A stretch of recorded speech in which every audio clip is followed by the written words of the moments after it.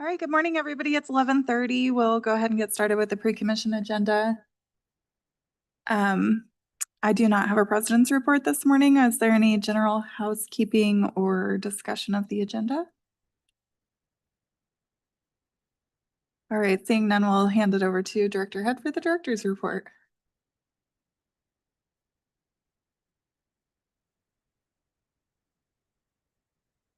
Thank you, Madam President, Commission. Hopefully only one of us will speak, but There's a little bit of an echo. are we? All right, we'll keep going. We'll work it out. We're all used to, from Zoom these days, hearing ourselves multiple times. So, Commission, thank you. It's a pleasure to visit with you again today. We are grateful for, just on behalf of staff, thank you for your efforts last week. With the adoption of the budget, we truly appreciated those items were shared with the team at our all staff last Thursday, and it was very positively received. And thank you, Commissioner Goldthorpe and McKinney, for being there to support the team on that. So let's get to work, right? Let's get building some things. Just a few things that I wanted to share with you today. Received this report on ACHD self-insurance program. We are self-insured for general and auto, all right, approved by the treasurer, for liability insurance. Prior to ACHD starting this program back in 2014, ACHD used to pay $300,000 per year. I have the wrong number on there. We used to pay $300,000 per year for that. Since that time, we've spent a total of $563,000 in the last 12 years. Tremendous amount of savings from that. This year, we have our second lowest number, both in claims as well as in dollar figure. Just knock on wood, we still have a month left, but just tremendous, the way that our team has approached this and the amount of savings this is to the taxpayers every single year as we've taken this on. Obviously there's risk in that, but the team has been very careful in managing that risk. We get a lot of calls, and we manage those calls as they come in, but this is the result so far this year, and that's something to be celebrated. So wanted to say kudos to Sherwin and his team and our legal team and all who are involved in this process, making sure that we are being wise with the taxpayer dollars. Wanted to share with you another example of how much our team cares. The SWAN, there is a program called the Rural and Tribal Assistance Program through the federal government. If I remember right, the numbers, there's like $80 million available. Is that right? Okay, Stacy's got me right there. About $80 million available. However, the money and it's kind of a first come, first served program. So if you have to be in there very quickly, and within like a few minutes last year, it was gone. Our team is going to position itself at one of our centers that has the fastest internet coverage, so they can be prepared and ready to go to hit the button to submit an application. What we are going to be applying for is $2.5 million for the Swan Falls overpass. This would be the overpass over the Indian Creek and the railroad. This has been an issue for a number of years. I think Commissioner Goldthorpe will remember this, as I think the first meeting I ever had was on this with him. But we are working heavily to get that money for design, and then we believe that there's a good opportunity to follow up on for construction assistance on that particular project. So super excited, but really grateful for a team who's doing everything they can to help us be successful in this. And so they're going to be at where our data is stored, where there's the best internet access, so they can hit go within the first few seconds of when it becomes available. So I just wanted to highlight the team and their good works in that effort. Commission, just this week, we opened up the Linder and Kodiak pedestrian crossing. This has been one that's been, since the development, this is immediately adjacent to, sorry, is Amity Middle School? Am I- No, yeah, right there. Yes, Yeah, there's a middle Sawtooth. school, immediate Sawtooth Middle School. I'm not sure. No, I apologize. Victory. Victory. Thank you, Commissioner Goldthorpe. I apologize for not having that on the top of my tongue. So yes, right adjacent to Victory Middle School. This is kind of the backside of the school. As the development occurred there, they contributed towards the cost of this. And we were able to take those funds and with our safety team and be able to get that signal finally implemented. It's been a point of comment that we've heard about for quite some time, and we're excited to have that completed. Commission, we will be done officially with chip seal this week. The fog seal should be done within the next day or two, and all striping, including double coating, all of our striping through the chip seal area will be done this week. So this has been well ahead of where we've been in the past, right? Usually we're hoping to get to our goal and we're working hard. We've hit it, and we've had such great weather to work with this year, and just a well-trained team who's getting this done. And so just kudos to the team on that. And now our paint team can move on to other areas and make sure and refresh those stripes as well. So we're just really excited for the way our operations team has worked together this year through this process. Just kudos to them for that. Commissioner Goldthorpe? Yes, Ryan, for the benefit of those up here who do not know, could you explain Heckin' Lively? Mr. Heckenlively was a former crew chief here over our Adams grade crew. And so upon his retirement, that was the vehicle was deemed the Heckenlively Express. All right, just a few additional things coming up in the near future. We'll be at Whitney Elementary School at kind of a community block party tomorrow to kind of talk about the improvements that we've made and what's also going on in that area in and around Nez Perce. That bike ride that you're all invited to will be on the 8th. I just wanted to highlight a couple key updated coming dates. The 5-year plan public comment closes on the 10th of this month, and so we're looking forward to bringing back those comments to you later this month or early next month, so that you have that full summary and can see that. We also have the CIP draft work session, so the draft report will be coming to the commission on the 24th, and so we'll have that available to you as well. We've already started some outreach. I know Justin will be presenting to the Meridian City Council on the 16th, I believe it is, and sharing that with them as well and getting their report. So we're already socializing it before the final document comes out, but we just wanted to let you know when that next work session will be. With that, Commission, just a short report today, but I'll stand for any questions. Any questions or comments? Commissioner Nelson? I'll make a comment. For several years, starting 20 some years ago, I promised that if I won the Powerball, I'd pay for the Swan Falls overpass. So I'm just gonna say, if I win tonight, I'll take care of that, okay? On the record. On the record. I right? when I was working with CUNA when I was at Ada County, it was just an Achilles heel and the growth and everything else, right? 40 years worth. Yeah, exactly. So I just put that out there. I smile every time I see that project, and I just thought it was timely. I put that offer back on the table. All right. Thanks for the great report, Director. With that, we will be at ease until noon. What do we do with the other? Oh, I'll find something, some good deeds.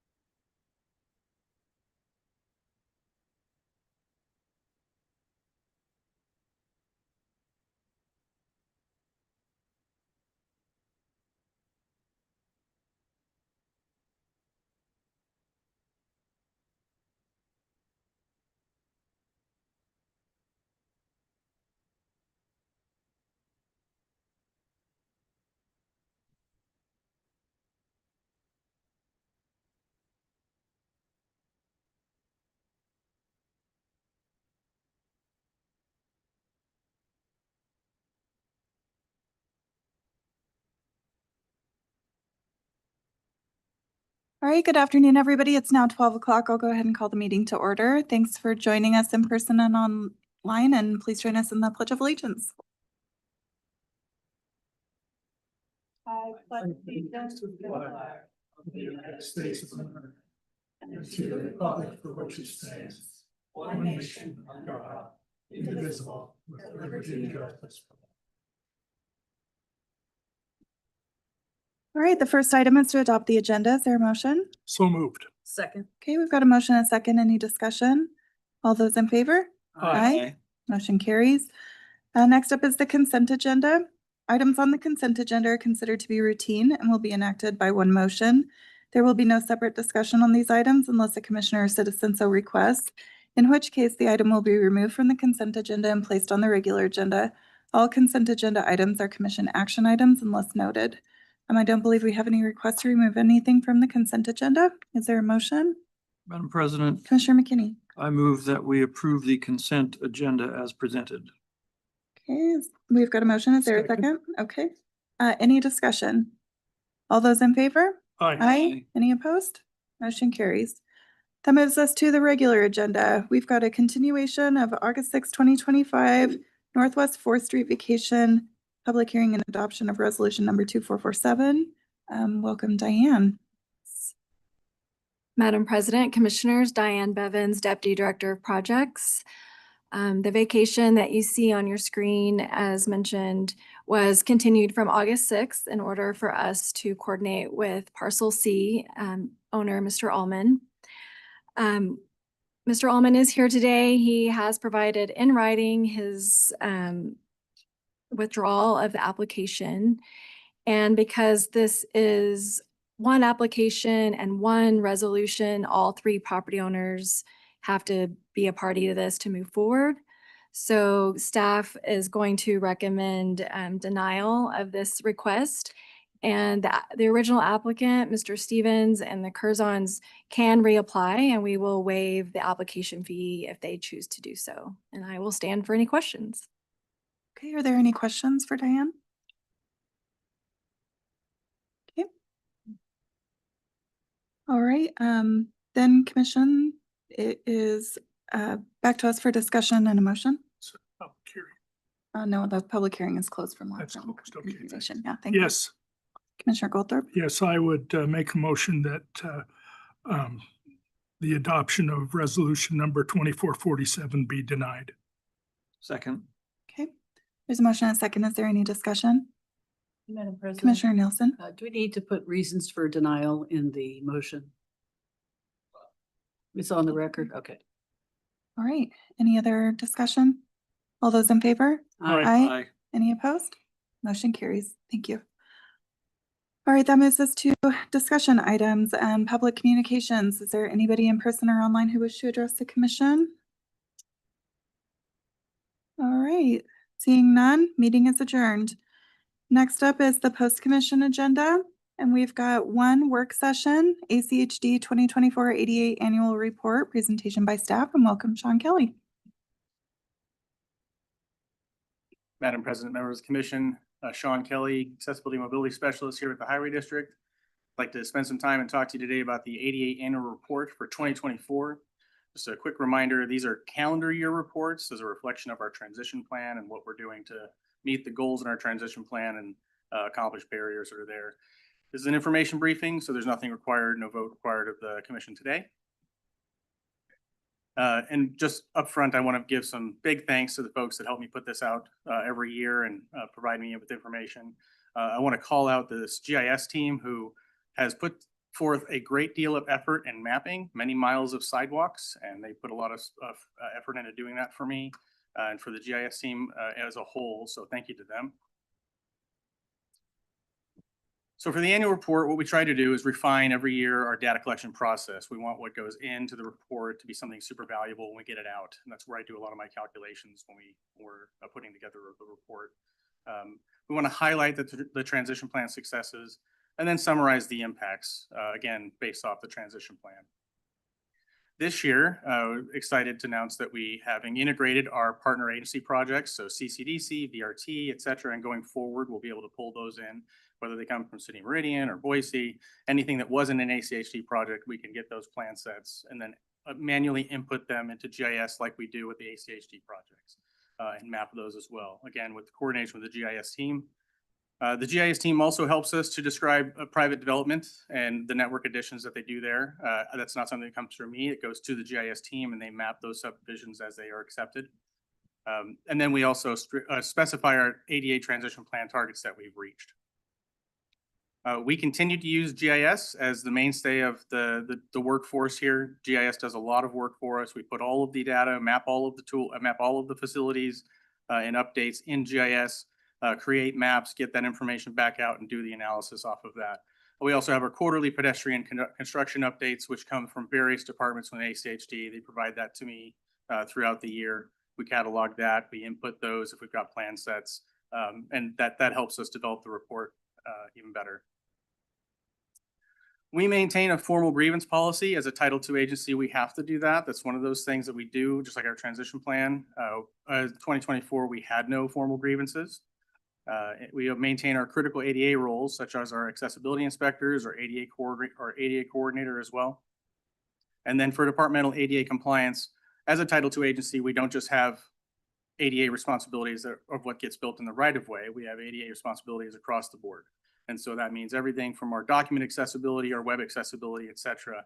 And a lot of that falls on the communications department, who puts forth a great deal of effort to make sure that those things are as accessible as possible. And just as a note, we had 0 requests for accommodation within 2024 from the communications team. And then we have our ADA Advisory Committee, who provides us with feedback on projects that we bring to them, and also their thoughts and feelings about what is going on in the right of way and things that they're seeing, and bring that to ACHD's attention. This is an interesting slide that I wanted to put in the presentation. It wasn't here last year. Commissioner Hanson last year had mentioned that it was in the report and he wanted to talk about it. So I wanted to bring it up here too, because it is important, something to look at. This is disability population by census tract. A note here, for 2023 ACS data, the American Community Survey comes out in November and December of every year for the 1 and 5 year estimates. So 2023 is the most updated information we have for census data. And what this really tells us is the density of disabled persons within Ada County census tracts, which is just an interesting thing to look at and maybe something to utilize further. And then we also have the alignment of Ada County's disabled persons density aligns very closely with the US total population at 11.2%. Now to talk about what is built in the right of way and what we are doing, ACHD and partner agency projects this year. This is the sidewalk on the left-hand side that ACHD or partner agencies built or repaired. 10 or 12.5 miles of sidewalk or ACHD or partner agency projects. On the right-hand side, it's an interesting way to look at private development as it pertains to growth in the network, or our network growth within Ada County and where we're building out for private development. Private development built in 2024, or we mapped in 2024, 61 miles of sidewalk. Altogether, 73.7 miles mapped and added to our network. For curb ramps, this is an interesting slide. This is where we get to talk about high, medium, and low priority curb ramps and what that means. And just to explain that a little bit, when we talk about high, medium, and low priority, we're talking about not just the compliance or the quality of the ramp itself, we're also talking about the location. Those two things together juxtaposed provide us with a priority. So is it close to a network, or is it close to a civic center, a DMV? Is it close to a government facility? Is it close to transportation hub? That coupled with its compliance level and its quality give us the priority. So just under 100 of those low, medium, high priority ramps, we were able to reconstruct and build better in 2024 for ACHD projects. And then we have our no deficiencies identified or new to the network, and that's 390. That number total is 478 for ACHD and partner agency projects that we built in 2024. Private development was also mapped. We have, again, with the GIS team, another 585 of those added to the network. So a total of 1,063 ramps that have no deficiencies identified. And this is a simple slide for accessible pedestrian signals. We built 166 within Ada County in 2024. And in summary, all things moving in positive directions of our inventory that has no deficiency identified.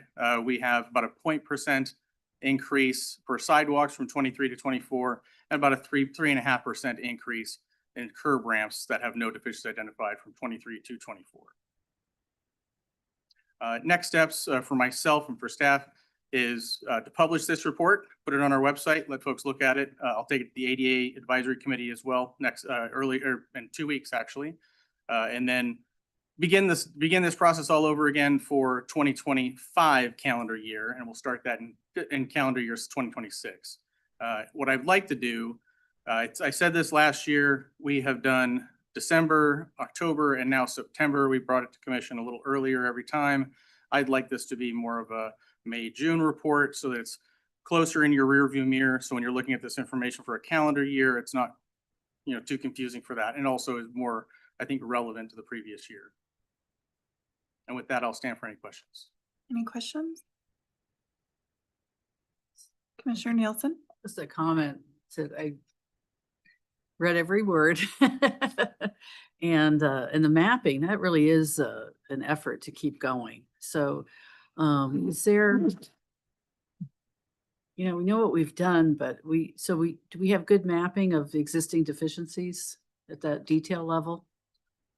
We have, And just, it would be a huge task, but. yeah, Madam Yeah. President, Commissioner Nielsen, we do have some resolution on that. The way that the inventories are done prior, and I try not to get too detailed here, but we go to, when the inventories are done, it's when they find something wrong, they were stopping. And that puts it at the highest level at that point. So they don't go all the way down. So we don't have resolution unless, say, a cross slope maybe being out. We might, but that's not going to be for every ramp. And that's something that we don't always look at. We look at the category of the ramp, which is just what the quality is with the location of that, and then provide that priority.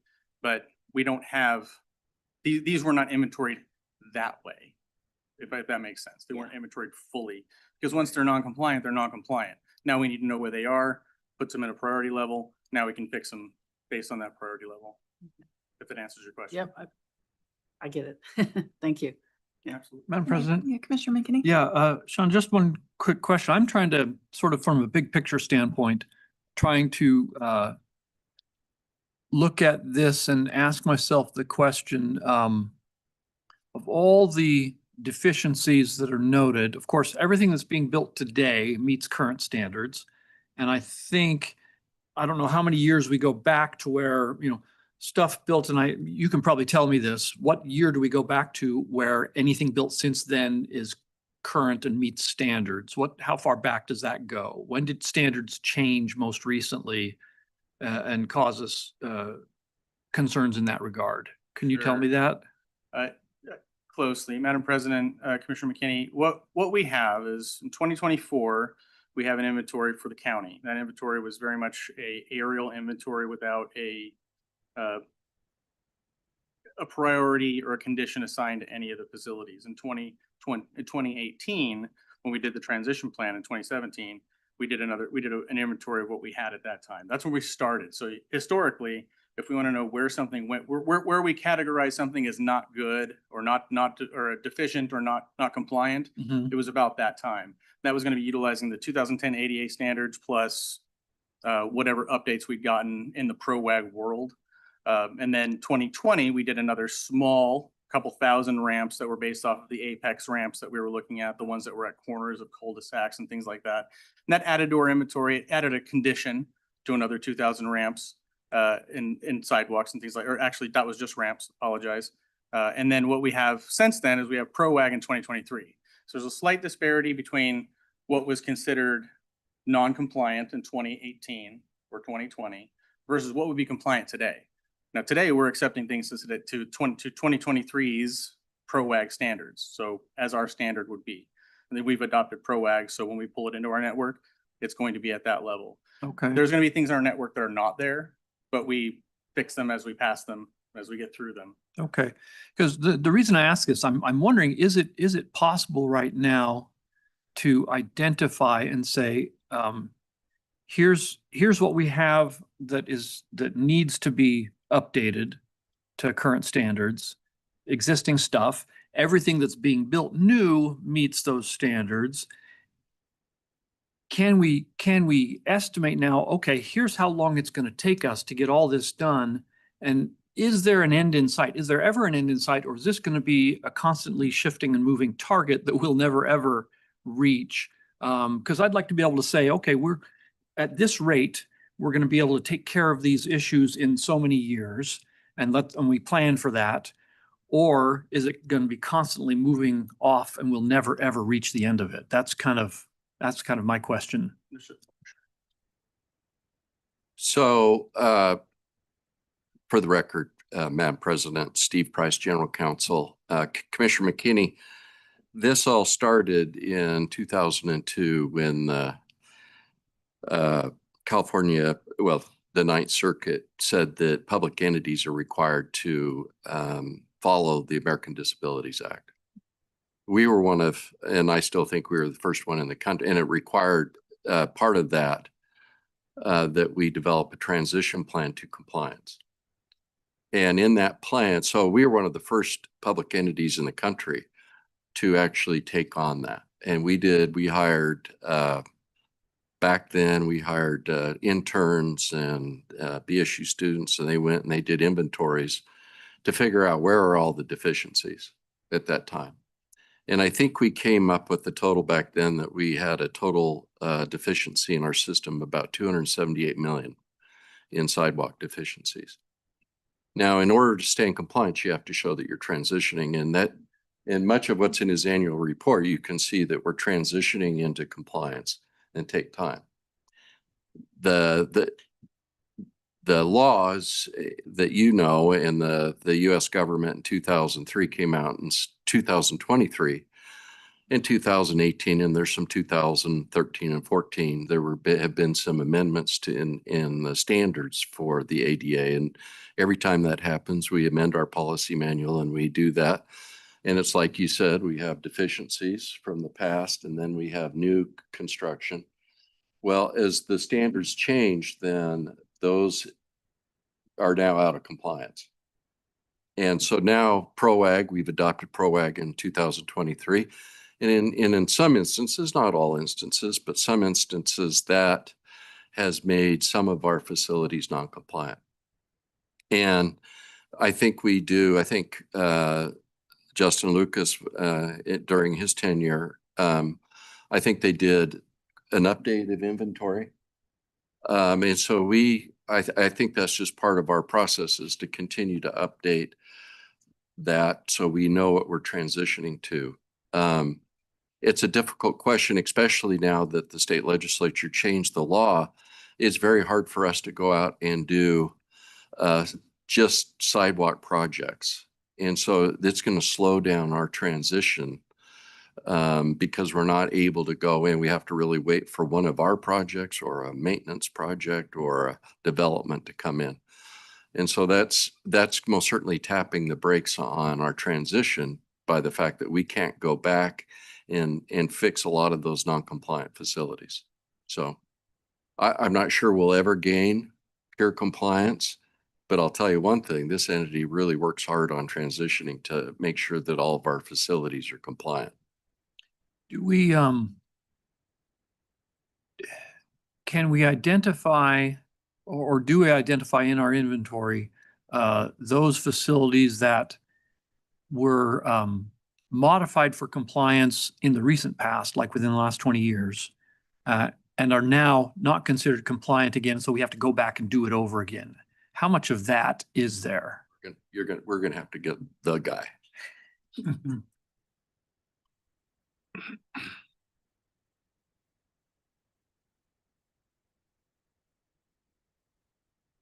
Madam President, members of the commission, for the record, Justin Lucas, the Chief of Operations and Infrastructure here at the Highway District.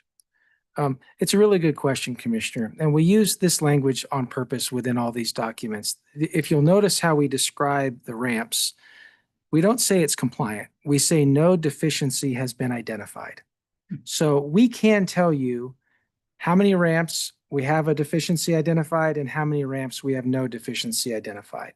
Within the category of ramps where we call them no deficiency identified, we recognize there's a subset of that category where if we went and looked at it, we may find a deficiency, which is why we say we haven't identified it, haven't measured it.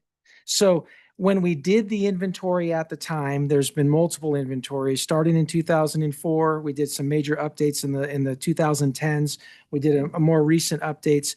So we've been continuing to update that. We don't change that no deficiency identified just because PRO-WAG was adopted. If the last time we looked at it, we did not identify a deficiency, we leave it in that category. It would only be updated if, let's say, for a maintenance project, especially federal aid, we go out as part of that project, we analyze those ramps and we determine, even if it's no deficiency identified in our inventory, through our audit, we may find that, oh, now there is one, and we fix it at that time. So then it would be in the inventory, it would just essentially stay the same, although we did some sort of construction to it. I hope that makes sense. That's kind of how we've done it over the years. There's a lot of data in this category. There's a lot of pedestrian ramps and sidewalk in our network. And what we have committed to through our transition plan is to continually make progress. And when we are doing construction near a ramp and we know that it's not compliant, we fix it. There's also work through our Safe Sidewalk program where we go out and we actively fix ramps based on community feedback, based on neighborhood requests, based on the high priority locations that near schools and other things like that. So there's kind of a multi-pronged approach to this problem. If you had to say how close are we, within our transition plan, we kind of set a horizon of 20 years, hopefully, to get to some level of higher compliance. But once again, you can build a pedestrian ramp 10 years into that life of that ramp. Maybe there's a tree that's planted near it and it pops up one of the panels. And even though you built it, and when you built it and you inspected it, it was compliant, it becomes, non-compliant. No, ACHD didn't do anything. It just happens because of nature and the nature of, the real world environment. Sure. Yeah. No, And we don't have a way to really track that. That's what I'm Right. getting to.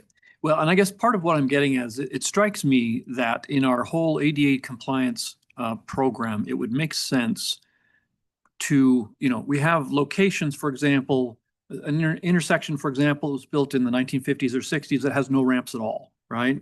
That's non-compliant because it doesn't have ADA facilities of any kind.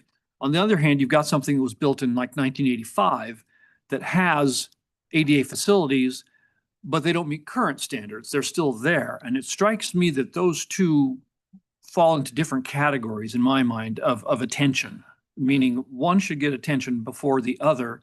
And where we have, facilities, ADA facilities that met standards in the past and that may not currently meet the standards just because of the way they were designed and built in the first place, as opposed to a place that doesn't have them at all, that our plan ought to differentiate between those two kinds of situations and categorize the one above the other. Sure.